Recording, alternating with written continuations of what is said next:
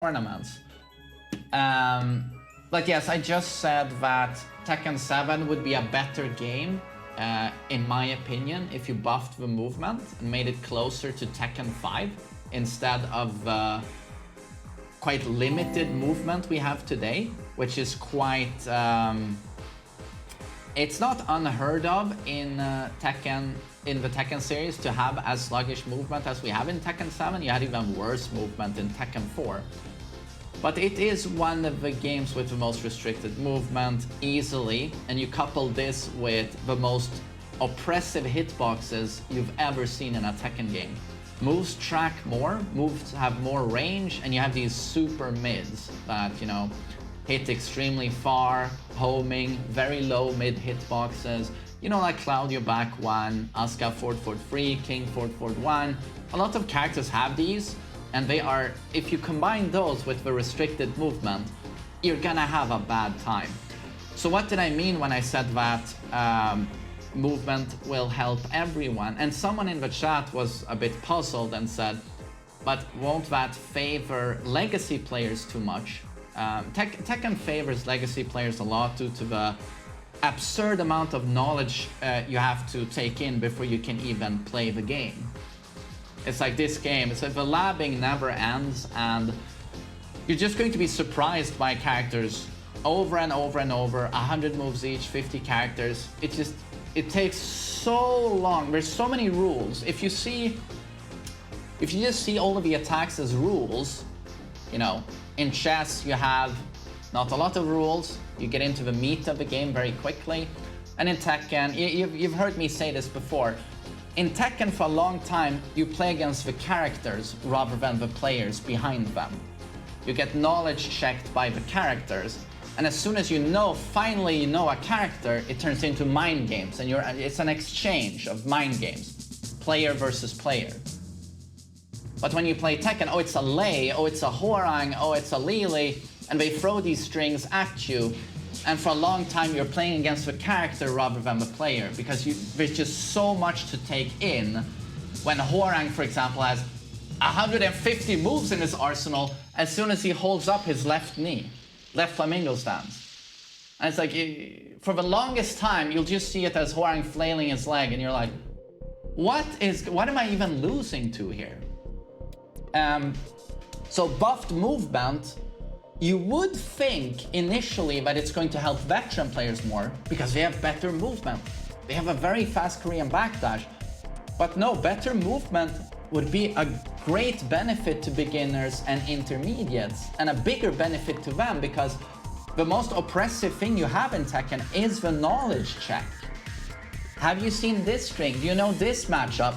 And the big hitboxes of Tekken 7. That's the most oppressive thing you have in the game. And such an unfair hurdle to overcome. Especially if you're not a legacy player, you've just picked up this game and there's just so much stuff, so many rules, so many attacks. But just know that better movement would put a much smaller burden on you in terms of labbing. And this was demonstrated so well when I played Tekken 5. Again, I've mentioned this before, with Chris Crane, fellow Swedish streamer. It was just such a reminder of what the game looked like back then. I was playing Kazuya, and I was doing forward 4, down back 4, attacks that give huge frame advantage for Kazuya. And I was doing similar stuff with other characters. And he doesn't have a Korean backdash. But all he had to do was, after getting hit by these big frame advantage moves, he just did a simple backdash. And the backdash in Tekken 5 is so large, like, whoom, just doing one. No need to Korean backdash. And my follow-up pressure would whiff. So you get what I'm trying to say here. It's that in Tekken 7, due to the nature of offense in that game and how it's favored with large hitboxes, millions of moves, you're locked down into having to know all of these moves because you can't move away. Like, unless you have a really good Korean backdash, you're just going to have to learn all of that stuff. Whereas in Tekken 5, there was less of an emphasis on you spending 5 years learning the entire cast, because just a simple backdash or a simple sidestep would negate almost all offense. It was a very defensive-oriented game, and utilizing movement in a very, effective way. And movement, in my opinion, is the most beautiful thing about Tekken. How any type of movement can be cancelled into any type of movement. It's very fluid. In my opinion, it's the best thing Tekken has. So Tekken 7 limits movement quite a bit while buffing offense. And it's this, suddenly you're put in this position where in Tekken 7, if you don't know all of the matchups, like, my God, you're going to have a very hard time. Because in this game, where someone is pressuring you with strings, you can't simply do a backdash, because the backdash is so weak.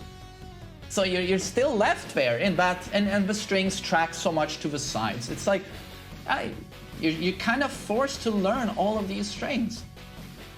Whereas in Tekken 5, you could actually effectively back away, just doing one simple backdash. So Tekken 7 is actually grueling for beginner and intermediate, and favors legacy players a shitload because they know most of the matchups already, and they have a strong Korean backdash, so they can also back away should they have to.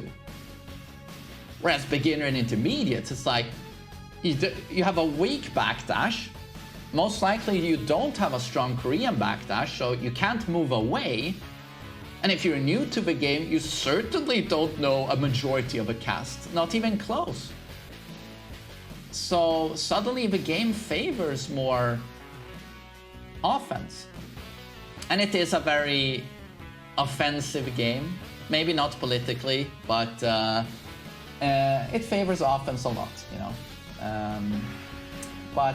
yeah, that's Tekken 7 in a nutshell, and I do hope for Tekken 8 that they buff the movement, because in my opinion the game was more interesting when the movement was more fluid, and defense was, a bigger part of Tekken's gameplay across all levels of play.